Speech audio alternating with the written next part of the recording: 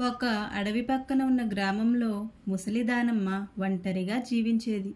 ఆమె ప్రతిరోజు పువ్వులు ఏరి భోజనం వండి రాముని చిత్రానికి అర్పించి, ఓ రామా, నీవు ఒకరోజు వస్తావు అని ఆశగా ఎదురుచూసేది. నీ గుడిసెలోకి రాముడొస్తాడా అని అందరూ నవ్వుకునేవాళ్ళు. కానీ అందరికీ ఆమె చిరునవ్వుతో చెప్పేది, రాముడు తన భక్తులను ఎప్పుడూ మర్చిపోడు అని. ఒకరోజు ఊహించని విధంగా ఒక రాజరిక రథం ఆమె గుడిసె ముందు ఆగింది. రథం నుంచి దిగింది తేజస్సు కలిగిన రూపం, ధనుస్సు పట్టుకొని ఉన్న శ్రీరాముడు. అమ్మా, నీ నైవేద్యం కోసం వచ్చాను అని రాముడు అన్నాడు.